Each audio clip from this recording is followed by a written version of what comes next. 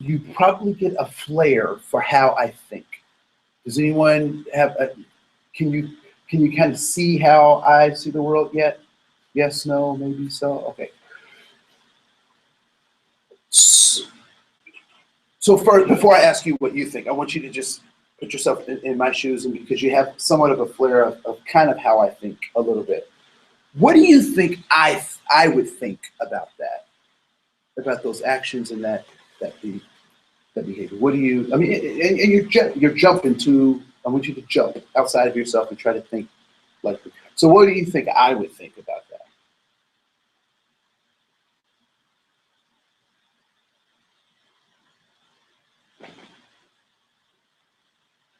Yeah.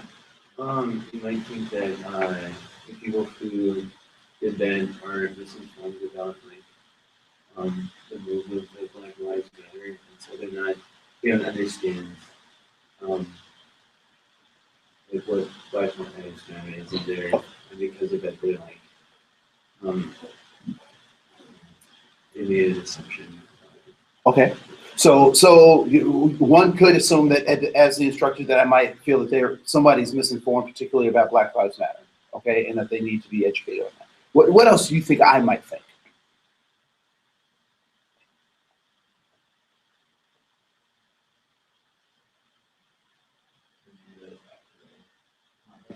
So maybe I would relate it back to their context. Relate what to whose context? Who is they? Okay, so the people who painted Blue Lives Matter. Okay. Okay. Cool.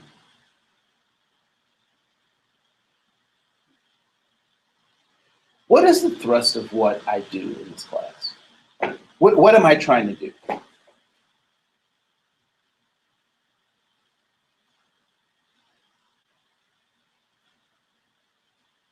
What do you think I'm trying to do?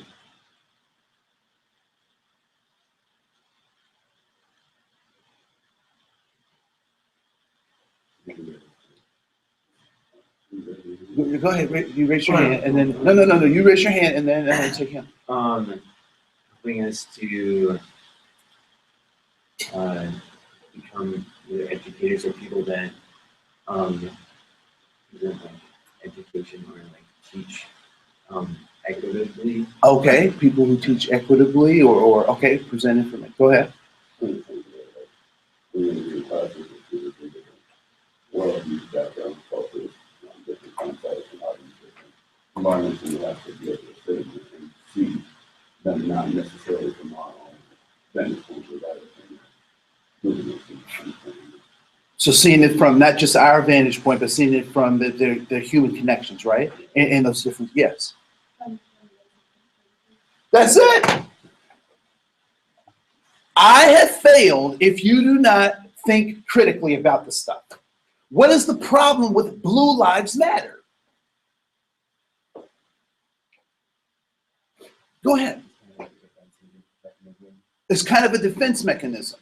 What's the problem? What's the problem with the Black Lives Matter?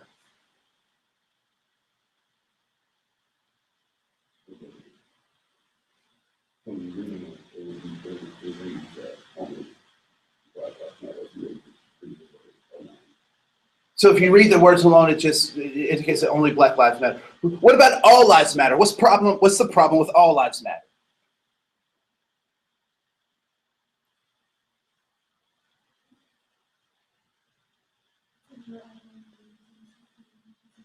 That we all have the same stuff, we all have the same issues. What's the problem with all three of those? They're too simplistic. People act like you have to make a choice, that you're either on one team or another team. But let me tell you, there is no team when it comes to that stuff. We talked about this, right?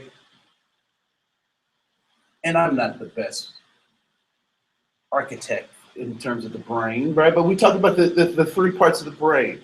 Well, are there other parts to this thing than just this? Right? So there is also what?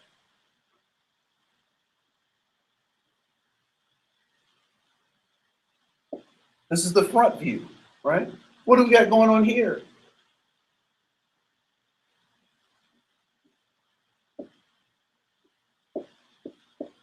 So not only do we have this stuff going on, A, B, and C, we got left and right stuff going on. What does this suggest to you? So right brain, left brain, cognitive thinking, emotional thinking. We got primal brain, we got mammalian brain, we got prefrontal cortex, what?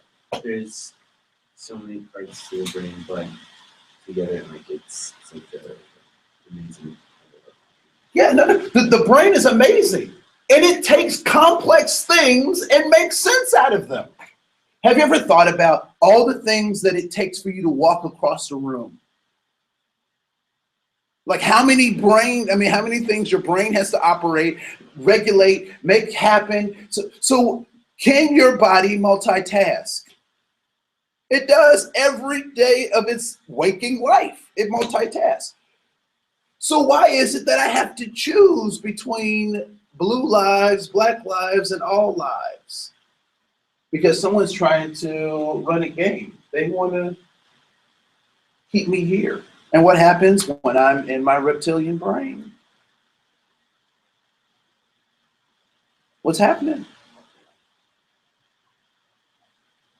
Am I thinking clearly? No, I'm reacting, I'm responsive. Oh. Does anybody's parents have a Honda car? Okay. Anyone have a Subaru? Anybody have a Ford? A Chrysler? A Volvo? Audi?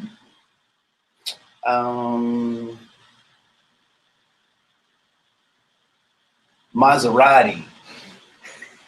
Bentley? No? Why are there more than one car company? Why is there more? BMW, that's my favorite. Anybody have a BMW? No? Okay. Why is there more than one car company? So everyone has their idea of how things should work. What else? People like different cars. We don't all like the same thing. But when people try to make you have these divisive choices that say, all lives matter, black lives matter, blue lives matter, they're trying to force you into this reptilian brain, which says, I gotta keep my stuff because there's not enough stuff. There's more than enough stuff. And particularly for those of us who are people of faith, the cattle on 1,000 hills belongs to God. There are mansions in the sky waiting for us, right? I mean, that's what we're taught. That's what we're supposed to believe. So when the world tries to trap us into these things, what they're trying to do is they're trying to keep us locked into a primitive way of thinking and not engaging it. Are police important? Yes, they're important, right? They're important. Good. So the scriptures even say that government is set up by God. Which means if we want the government to act the way it's supposed to act, what do we have to do if it's governed by God? We got to pray for these people. We got to encourage these people. But even when God put things in place, he put people in them. And what are the people? Yeah, people are, we're constantly in a state where we need repentance, right? Because there are shortcomings and things that we're not perfect. God is perfect, but we're not perfect. So if he puts us in charge of something, it's going to be flawed. And so part of our responsibility is to check one another and say, and I gave the example of, the hanger in the nose kind of thing. Why would you tell me about that? Because you care about me. Because I know if you're like me, you've seen people with dry stuff on their face or crusts in their eye, and because you don't have a relationship with that person, you didn't say anything. Because I know I didn't, right? Because I don't have a relationship. But when I have a relationship, I'm able to say something. So yeah, so do officers do they do bad things and make mistakes? Yes. Why? Because of the fall. But we got to keep people accountable to that, right? Um, do Black Lives Matter? Yes, they matter. Do all lives matter? Yes, they matter. Particularly when we see that our government isn't doing what it's supposed to do. Particularly when it said in the Declaration of Independence, the Constitution, that these were the things we're going to do. Due process. Now, I want to tell you right now, and I'm upset that people weren't upset about this. So there was a shooter in Dallas who shot police officers. Was he wrong? Yes, he was wrong, right? He was wrong. That's not what you do. But this is the other thing that we haven't had a conversation about, which is the fact that they sent a robot, a little remote control robot, over to the dude and they blew him up. Can you do that? No, you can't do that. The police can't do that. What is that? When you go out and you kill someone on purpose, on the sake of the government, what is that called? When the government kills somebody, what's that? It's called, no, it's not called assassination when it's the government. It's called execution, right? Do we have a process for executions? Yeah. Now, so now I'm armchair quarterback, right? So I'm Sunday morning quarterback. I'm not a police officer. I don't have all the skills and the tools that they have, but I know that breaking the law to get your ends met is not right. So to answer your question directly, I don't know what you would do. That's not my thing. But I do know that breaking the Constitution to get something done is wrong.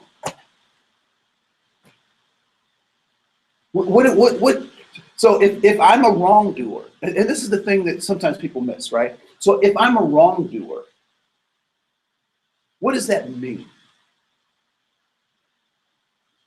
So not I, but a person robs a gas station. What should happen to that person? They get punished. How and who? Who punishes them?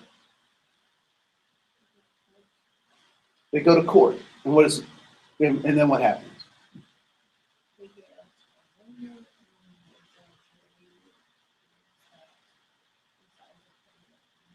What is that called?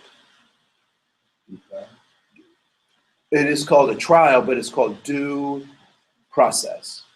And who is that afforded to? Who's due process afforded to? What's that? Any citizen.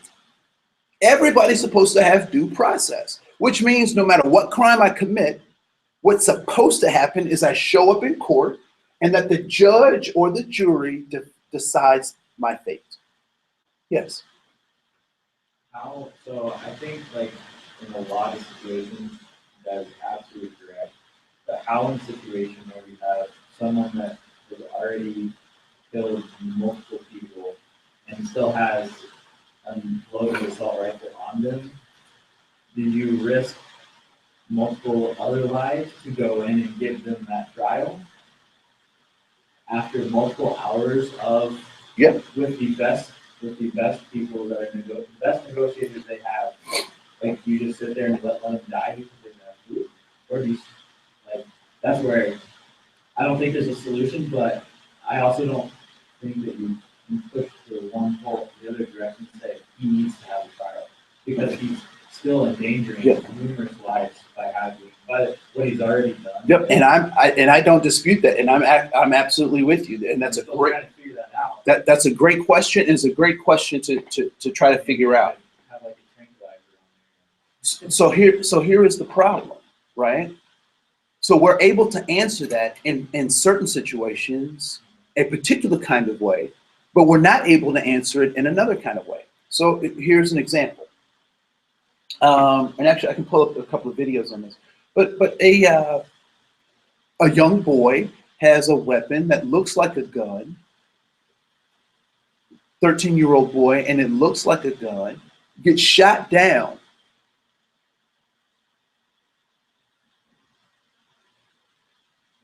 Intervention?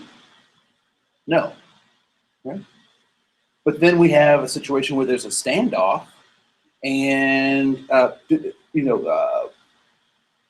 find it interesting that certain types of terrorists get trials and other types don't. And we know that training varies from police department to the police department, that budgets vary from police department to the police department. But when we start seeing patterns, right? So, for example,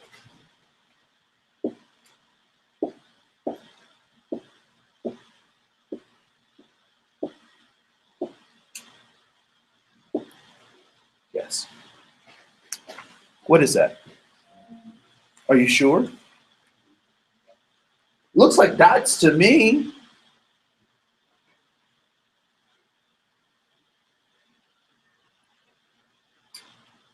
Why do you say that it's a star? When does it become a star?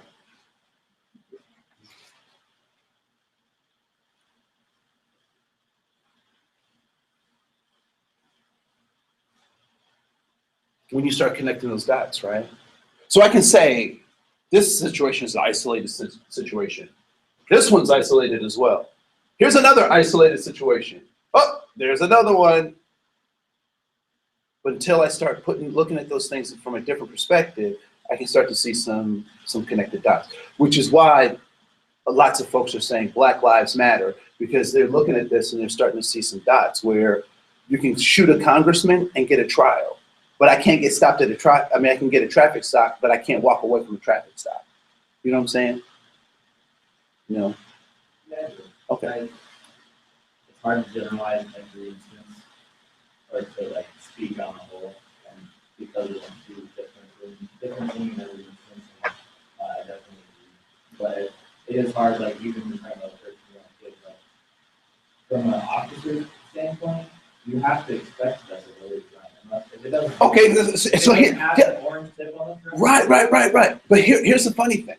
I have a neighbor boy down right across the street. He's probably about 9. He has an AR-15 and a pellet pistol and no orange tip. He's walking around down the street looking for Pokemon, right? I mean, he's got his cell phone in one hand and he's got his AR-15 in the other hand.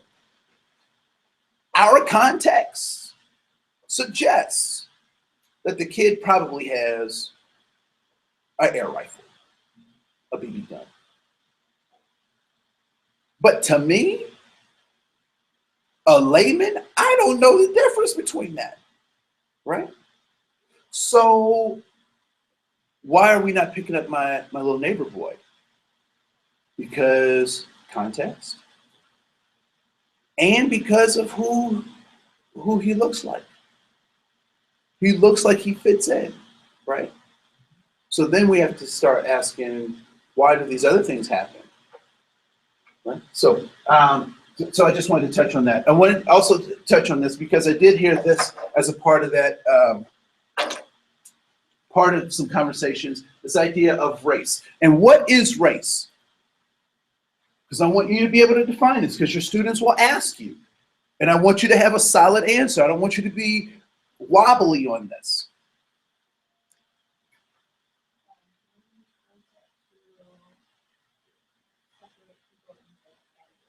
Correct. Right? It's something that we create, that human beings created, right? So I have a particular kind of way I think about this. And you may want to write this down because it may help you think about it. So when I start thinking about this idea of race, it is a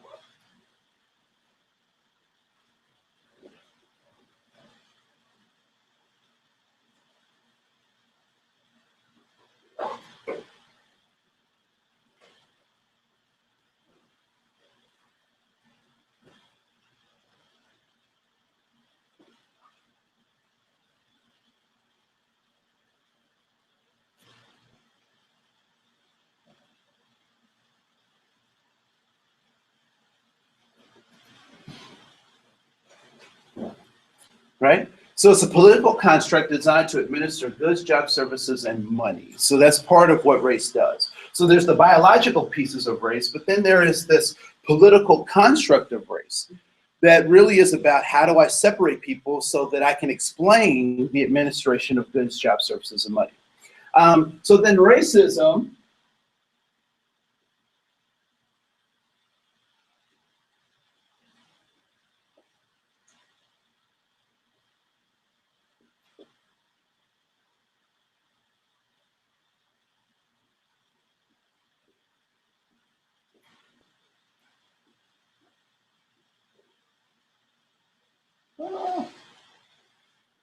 So racism is an economic system that uses race as currency. Now some people will, so I'm using kind of an anthropological political construct, but you can also see that if we use racism in terms of biology, that the same can be true, right? So race becomes the exchanging thing for getting resources. Who's on the $1 bill? George Washington. Now, and who's on 50? Grant, and 100 is Benjamin Franklin. Now, did you know that everybody that's on money has been a president except for Benjamin Franklin? Except for the $10 bill. Who is? Hamilton, he was Secretary of Oh, I thought Hamilton was the president. I apologize. I have to go back through and do my homework. So Lincoln is on the $5 bill. Does Lincoln look just like Benjamin Franklin? No. Why is there a difference between the two? To the different times. Came from different places. Came from different places. They have different. Is a $5 bill worth the same as a $100 bill? No, they have different values, right? So I would suggest as we talk about that, you'll see more of that. So then, if we look at this kind of this political construct for looking at race, where racism is an economic system, where race is the currency, then what would be a racist?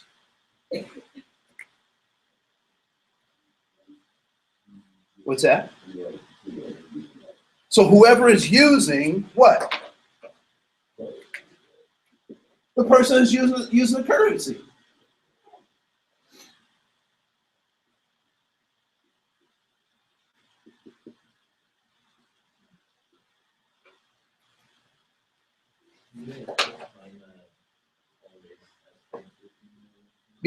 Yep.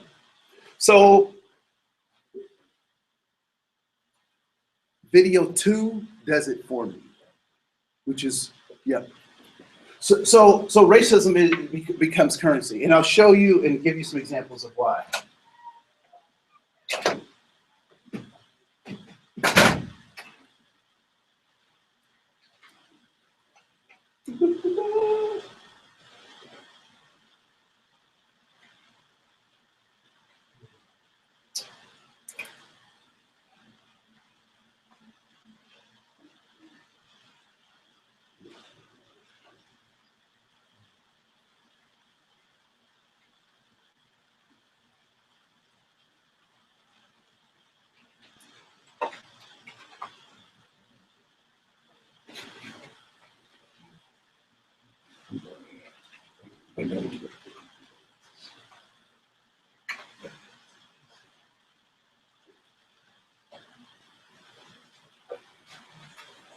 So I'll come back to it in just a second. I'll show you some examples in just a second. So racism becomes this economic currency, and a racist is a person who uses the currency. Just like who is a capitalist? What's an example of a capitalist? What would be a person who's a capitalist? It's one who participates in the system of capitalism, right? So if you use money, you understand supply and demand, you are a capitalist. Therefore, the same would be said. So in terms of what racial group is a racist, who would that be?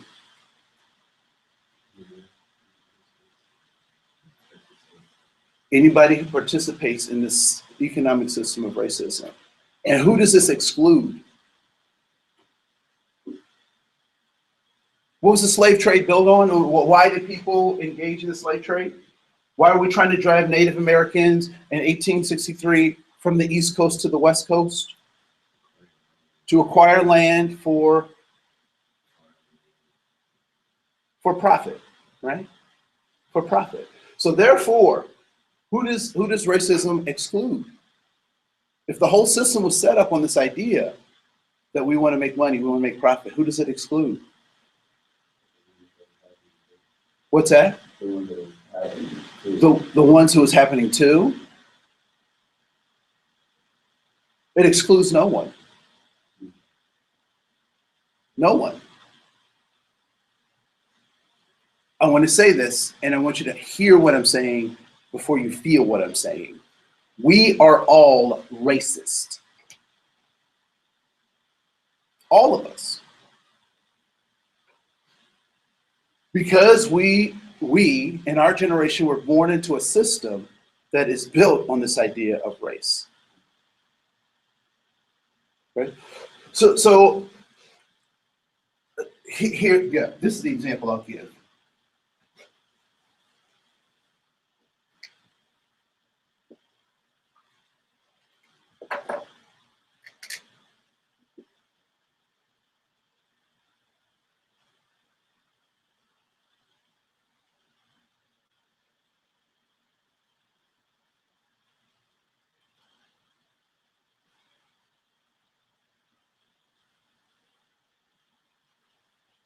Twin cities go north and south. No, they go east and west. So St. Paul, Minneapolis. And then if we take Minneapolis, we break Minneapolis in the north and south. Right? So context. What gets said about North Minneapolis? That it's violent,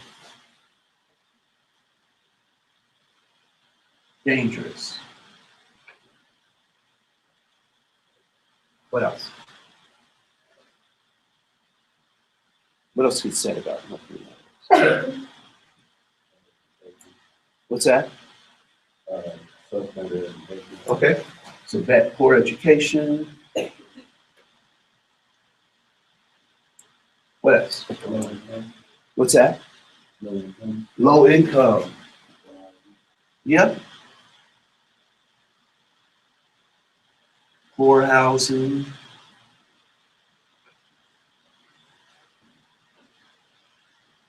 All right. South Minneapolis. What do people say about South Minneapolis? You ever hear things about South Minneapolis? No. Do you hear these things coming out of South Minneapolis?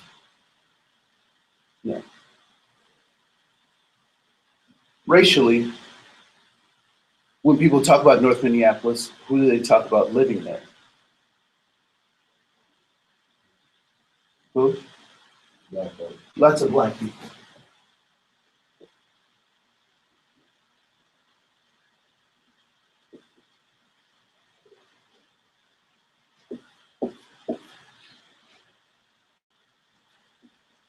South Minneapolis, Richfield.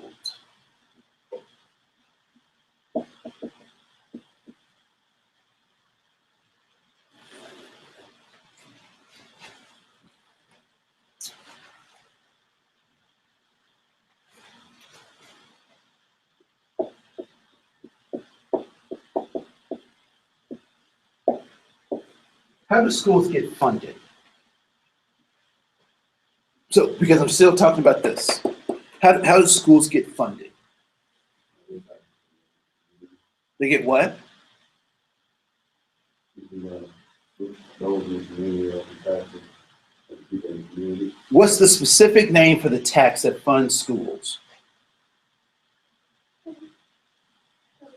It's a levy, right? A levy basically is kind of like a lever on something. What are they trying to levy? Starts with property and ends in tax. Property tax, right? Property tax. So the housing stock funds the schools, right? So schools get funded by property tax. That's everywhere, not just in the US. That's everywhere, right? That's everywhere. That's all communities, right? That's how. So there's a direct relationship between property tax and schools. That's why people say, I want to have a house in a particular kind of neighborhood, right? So that they can have good, because the rationale is that the better the property, the better the schools is impacted on the better the property. That's probably why your parents, one of the rationales for why your parents raised you where they did, right? No?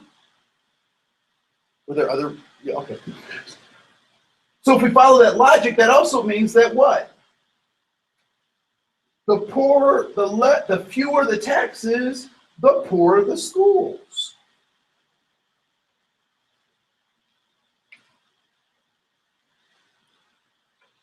So I just put some dots up here. Have you been able to make the connection yet? What's the connection?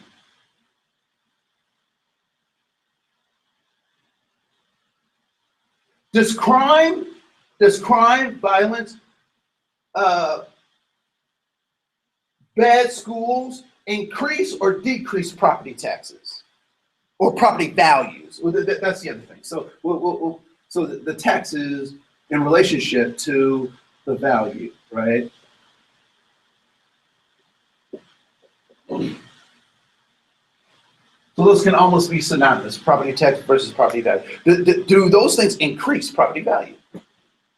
No, they don't. What do they do?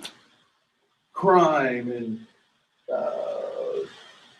poor housing, violence, and that kind of stuff. What did it do to the property value? It decreases, it drives it down. And so if the property value goes down, then how much I can tax people also goes down. And then what else goes down? The schools, the funding for the schools go down, which now means that we have this kind of trifecta of this downward spiral that until I can get this kind of stuff built up, I can't change it. Now, here is the interesting thing, that North Minneapolis is seen as a so-called black community or a bad community, but the truth is very much not so. The truth is there are bad pockets. Have you ever been to, and many of you haven't because I hadn't, or maybe you have, I can't make that assumption, but I was surprised when I went. There's a piece of North Minneapolis called Camden. Has anyone ever heard of Camden? Right? So I'm driving, my wife and I are looking for a house, and we're driving around, and we get on a drive called Victor Memorial Drive. Victory, I think it's Victory Memorial Drive. And so we're driving over north, and I'm looking, and there are like white people jogging with their golden retrievers, like in the boulevard, you know. People with tennis rackets going to go play tennis in the boulevard, and the boulevard is huge. I mean, people are like sitting out on having picnics and just chilling, all in so-called North Minneapolis. And I'm like, my jaw is dropped. It looks like anyone ever been on Summit Avenue, right? So this section of North Minneapolis looks like Summit Avenue. And I'm like, my jaw dropped. Right? Why? Because that's not the narrative that people want us to have about this stuff. And so in terms of South Minneapolis, Richfield, and Edina, all three of those communities touch. And the funny thing is, all three of those communities geographically are in relatively the same space. Relative, I mean, if we look at the longitude and latitude of those places, but are the values of these houses the same in each of these communities? And they touch. No, they're not, right? What about the schools in each of these communities as a result of the property values? Are the schools seen as the same? No, they're not, right? Why is that? Two parts. One is that human beings built this. We built this. We built this. This did not happen by accident. Higher income schools and lower income schools did not happen by accident. High achievement and low achievement did not happen by accident. That's why they created programs like Head Start for folks like me. I was in Head Start for poor kids. Because what they understood when there was a goal to actually try to make things happen in terms of increasing educational outcomes for kids, they understood that integration was the #1 thing that led to student achievement. And so they wanted to make sure that that integration happened, right? And so no, so the schools look very different based on taxes. Communities are designed, and it's funny because anyone familiar with the difference between Minneapolis and St. Paul? Have you seen differences between the two cities? Right? This is Minneapolis.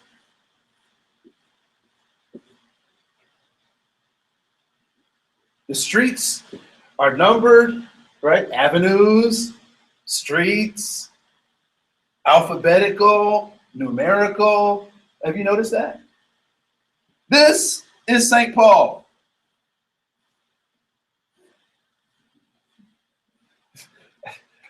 Has anyone noticed that at all? Because you'll be driving down the street, you know, well, what happened to the street, right?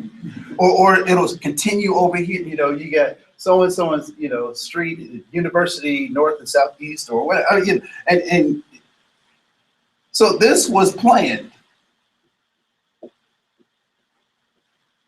This happened, right? I mean, Pig's Eye, the whole, and these were all kind of travel routes for horse and buggies and that kind of stuff. They ended up just paving and then turning into streets, right? So plan just kind of happened. So this stuff becomes very important when we talk about these kinds of concepts, right? So race becomes a proxy for an economic system. It becomes a proxy, right? So so that's why I say that racism is an economic system, and we're all part of that, right? So as teachers, we have to understand that we can't necessarily fall into these traps because the system is playing itself out. And you'll see that in part 2 and part 3. So as a matter of fact, if you have time to watch both of those, we'll be done with that stuff. But watch part 2 and part 3. So that stems to this idea of the difference between ethnicity and ethnic, right? So when we talk about, so how is that different than this idea of race? What is ethnicity and what is ethnic? What are both of these things tied to? They're tied to culture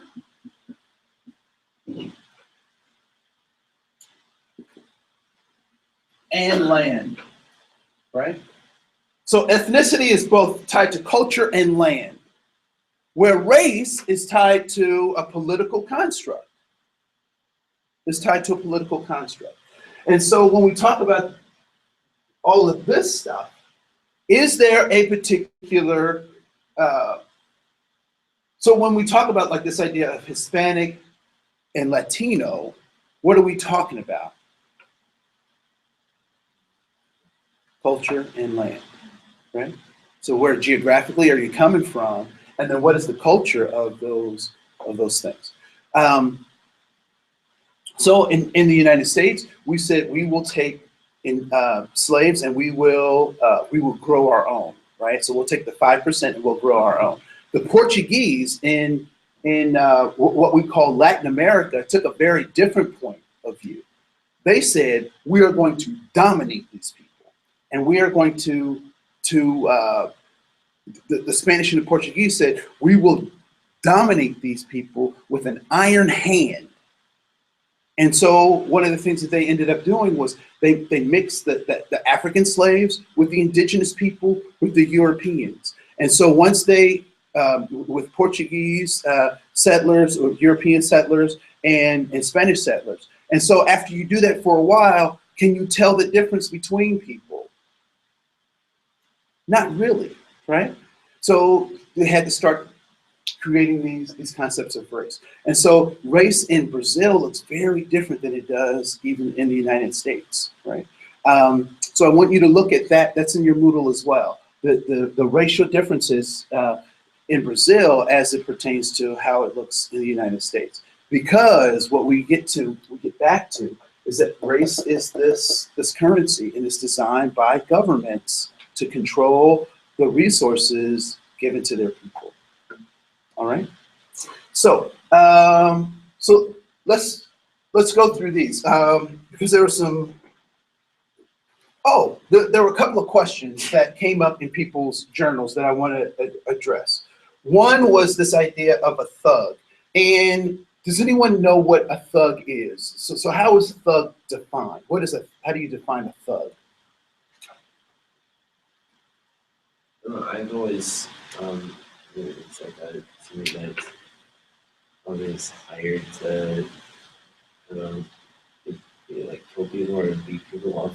Okay, so hired to kill people or beat people up, and you're thinking more like movies, right? Yeah. Yeah, because those technically would be mercenaries, right?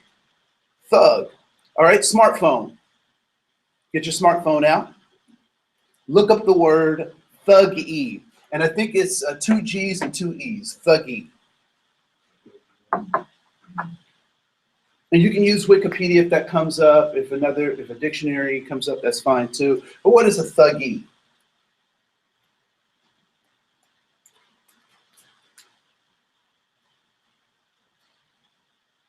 Anybody have a definition yet? Yes, go ahead. Refers to the acts of thugs and organized gangs representing a robbery or murder. Keep going. Thugs gathering to sleeping beings, Uh-huh.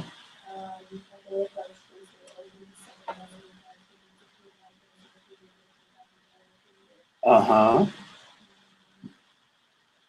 So why were the thugs? So first of all, we're talking about traveling thieves that would hide themselves in caravans. And what was the purpose of why were the thugs doing this? What did they do with the loot?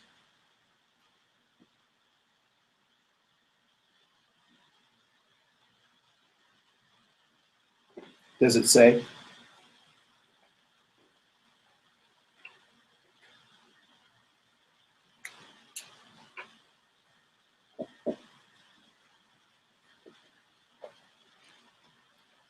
Does it say anything about the god Kali?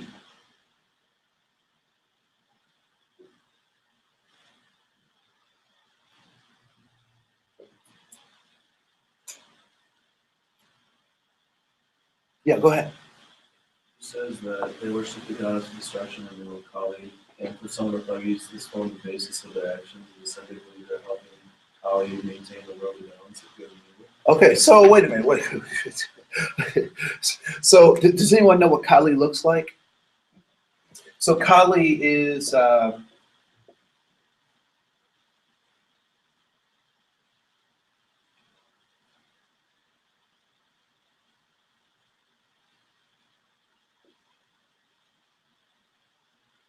you'll see ornaments of Kali, and it was interesting that the Empire State Building one Christmas, or no, let me back up. I don't know that it was the Empire State Building, but there was a building in New York that had the image of Kali in lights, and Kali is the is the goddess of destruction, right? And some people say about balance and that kind of stuff, but primarily Kali was the goddess of destruction. So to call a person a thug, what are you calling them? A what? And from a Christian standpoint, we would call Kali an idol. We would call Kali the devil, right? So when you call a person a thug, you're calling them a devil worshiper. Devil worshiper. Is that cool to call somebody if you don't know that they're worshiping the devil? No, that's not cool. What has so when people say the word thug, do they get so this is what I would say to my students. So they would like to call each other all kinds of nicknames and they, street names or song names they heard in songs and that kind of stuff. And I asked them, I said, okay, that's fine. Let's have a rule that if you can say a word and you see butterflies and rainbows, it's an okay word to use. But if you say a word and you can hear and see and visualize darkness and destruction, that's probably not a word you should use. That was our rule, right? And so, so this idea, so thug became a substitute for what? What word did thug become a substitute for? What's that? Because we don't go around, I mean, it's inappropriate for us to go around and calling people this word now that used to be used to describe a whole group of people. What do we substitute it for? Right, right. So we substitute thug for the N-word.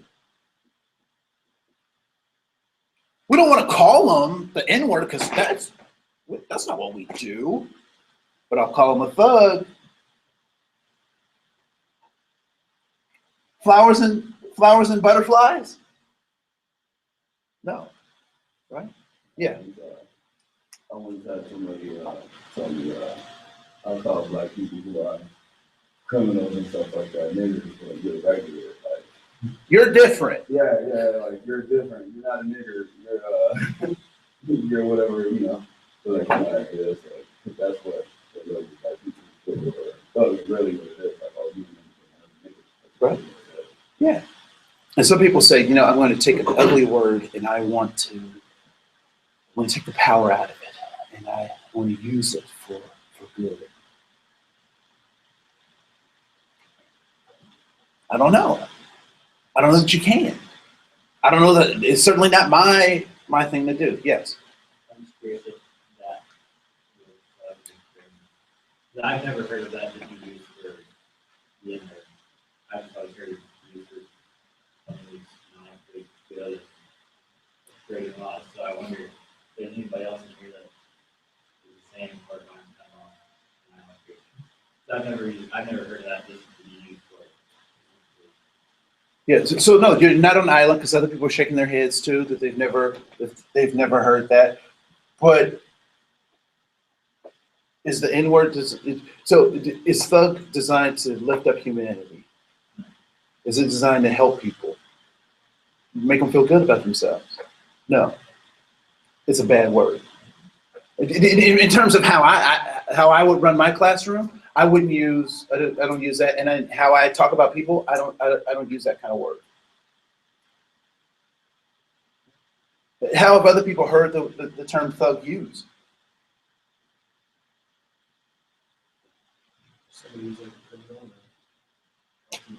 Yeah.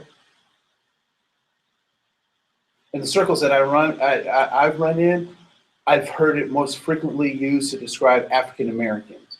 Not so much. I've not heard in the circles that I've been in. I've not ever heard it used to describe a white person. But that white person is a thug. I've always, in the circles I run in, I've heard that word equated to being a black person. So there's that. Another question that came from the journals is, What accounts for our, this was around this idea of color blindness, right? And color blindness is bad. And I would suggest that color blindness in itself isn't bad, but is that critical thinking? I don't see color. People are people to me. Is that critical thinking? That's not critical thinking, right? So what accounts for our sameness?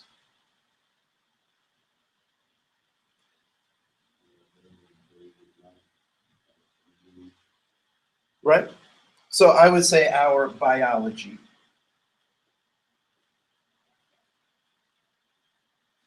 So our biology accounts for our sameness, and what accounts for our differences? Culture and context.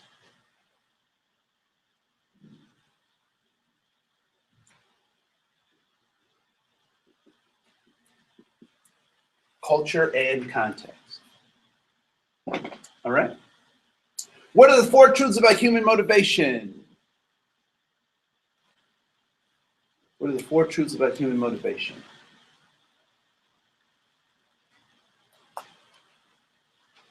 Four truths. Human beings can learn, change, and grow. That people do what they think works, even when what? It doesn't work. All human behavior is goal-directed. And attitude is what? A reaction to goals. All right? A reaction to goals. What are the human needs drivers? So what drives human needs? There are 3 things that drive human needs. They're trying to get all their stuff, their goals are directed towards these 3 things. Safety, significance, and belonging. Right? Safety, significance, and belonging. Define culture. What's a quick way to define culture?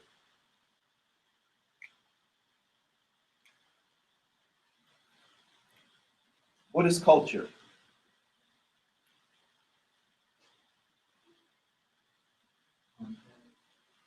Okay, so we can put yes. So we got artifacts.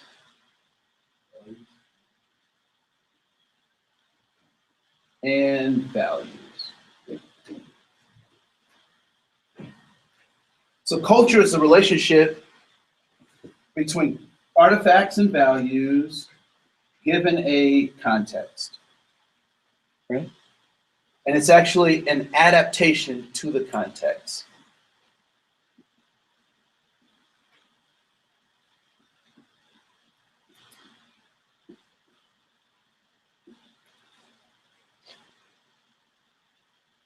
So what is a culture's relationship to context? Yep, it's the adaptation.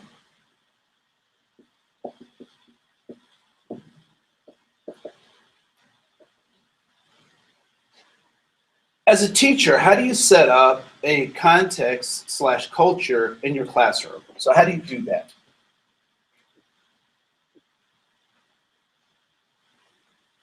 How do you set up a context or culture in your classroom?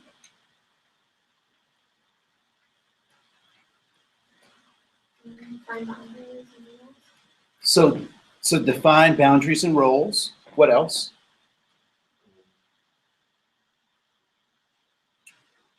The way you treat your students. So the way you treat your students. Let's look back at what culture is. How we define culture. You have a certain set of values that you fulfill, and you present those values through the way you treat your students, the way you talk to them. Yep. So the context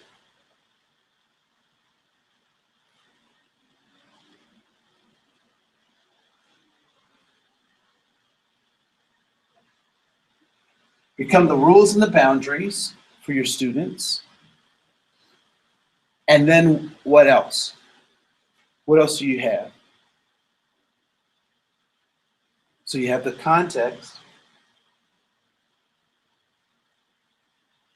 Say it out loud. Say it. Say it. Values. Yeah. So now you have values.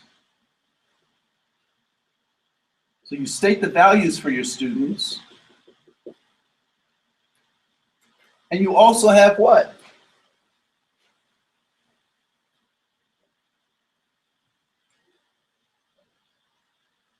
You have artifacts.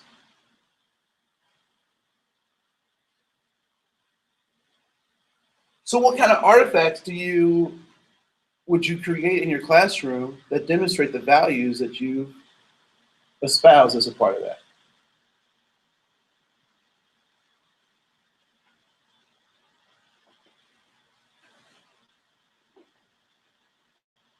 What kind of artifacts?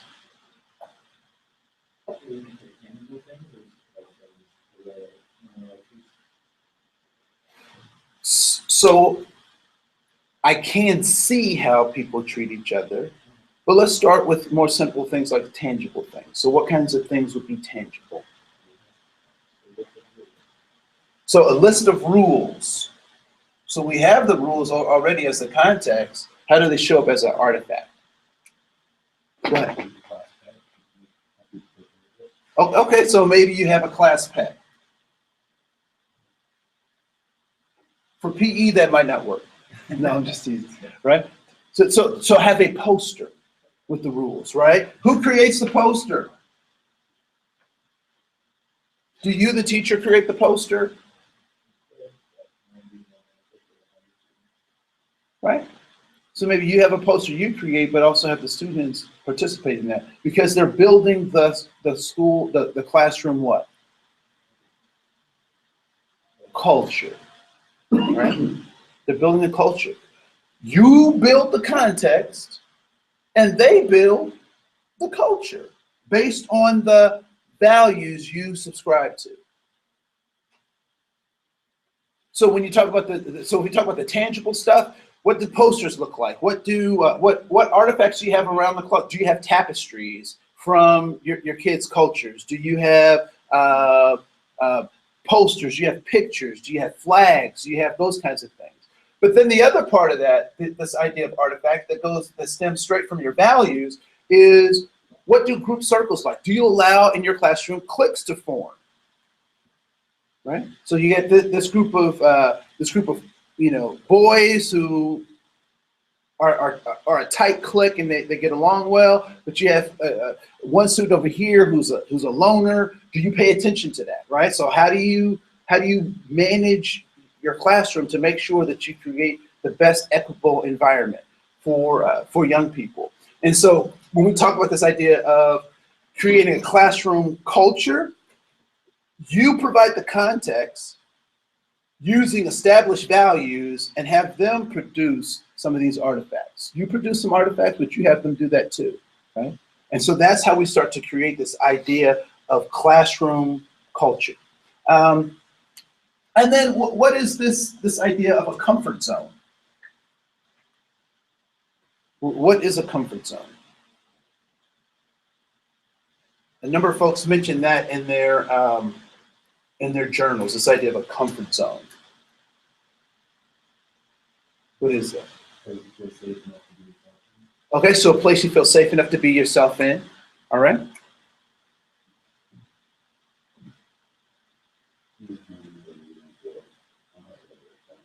Okay, so it's a space where you don't feel a high level of challenge, all right? So to step out of a comfort zone, why would one need to step out of a comfort zone?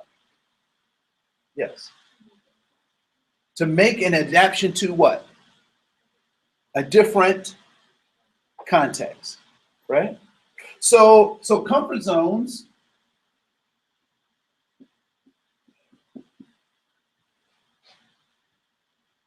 are those places where you don't have to move, but to step out of your comfort zone is because you need to make an adaptation to a new context, all right?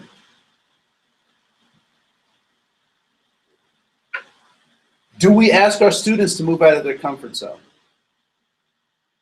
Typically we do. Why? That's how you learn. And what is the point of learning? What's that? to learn, change, and grow, to fulfill those, right?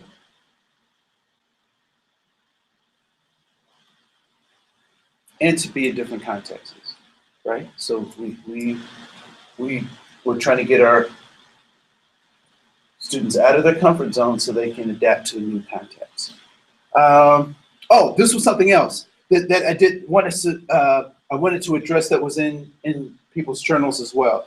So the question was around this idea of race and racism, and someone said that somebody was really hard on white people in their paper, and they were like, white people, we just want to be the supreme race. And I don't necessarily believe that all white people want to be the supreme race. And they didn't say all white people, so I'm not suggesting this, but I am saying that I think that's a little harsh, that they want to be the supreme race. I think most people just want to feed their families and have safe neighborhoods and blah, blah, blah. I think we all want that. And so this idea that white people want to be the supreme race, and you'll hear people use like white supremacy. Has anyone ever heard someone use that kind of word, white supremacy? What do they mean by that when they say white supremacy?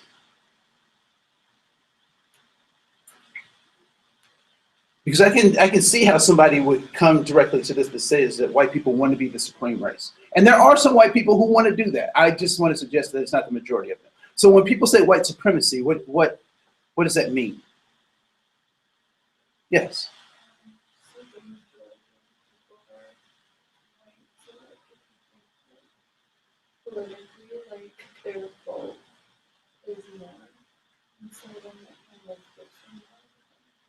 Okay, cool. Other people, we've heard that word used. What do you think people were talking about? I think just coming to in the sense of the system has been set up for like whites to succeed over other races that to have more advantage or other races not necessarily an individual white person is out there that Yeah. And I would suggest that it is not just white people, but it's a particular kind of white person. Because the system was not, so in this, I go back to early days, right? So if you were a white land slave owner, who did you hang out with? Like, who did you have tea with, go to operas with? Other slave owners. Were there white people who did not own slaves? Yes, there were. Were they hanging out, going to the opera, having tea with slave owners? Probably not. Why? They weren't peers. They weren't peers. So yeah, they were probably working, they were probably doing other things, but I would certainly say they did not have the same status as white people who had slaves, right? So when we talk about this idea, so we talk about white supremacy, it really is built for those people who are who were designed to be the rulers, who had money, who had influence, who had power, and not all white people have that. So it is the systemic thing that's designed by. Another way to think about that is hegemony. Has anyone heard that term before, hegemony? Well, we can talk about that later. The last thing was that, so in 1863, the enslavement was, well, with the 13th Amendment, slavery was abolished except for what? Punishment of a crime. And in 1865 came these things, because the 13th Amendment was ratified in 1865. At the same time it was ratified, there was something called the Black Codes. The Black Codes. Do you guys remember that? Right? So what did enslavement, the system of slavery, turn into?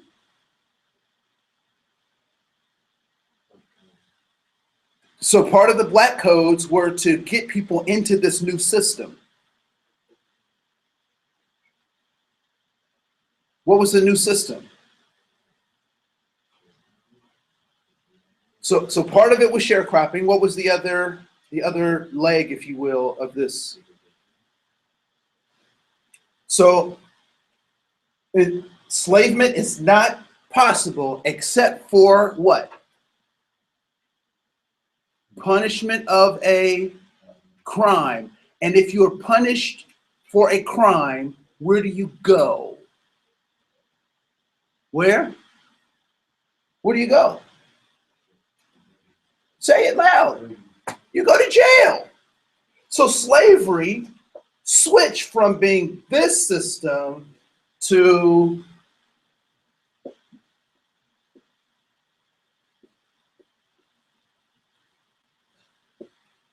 a prison pipeline, right? The criminal justice system started administering this new idea of slavery, and we'll talk about that a little bit more. So ethnicity, are these things clear, the difference between this and race? Right? Okay, cool. The other thing I want you to do is I want you to, so read all that stuff in Moodle, look at the Brazilian census, look at what the EEO says about race. I want you to be able to talk about that on Wednesday. There are some comments that I've given you on your journals. I covered most of this stuff. Oh, I'll pass this out. A timeline for civil rights. Just familiarize yourself with it. It's really quick. It's great bathroom reading. You know, you're not doing anything. You know, you just. Oh, I already gave this to you. Okay, good. Sorry.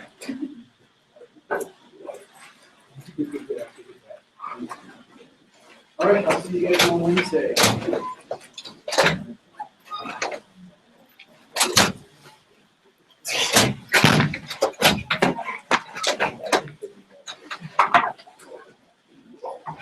So I saw you just passed my email. Yes. So that would be the Yeah. information. Yep. Perfect. Yep. Thank you. You're welcome.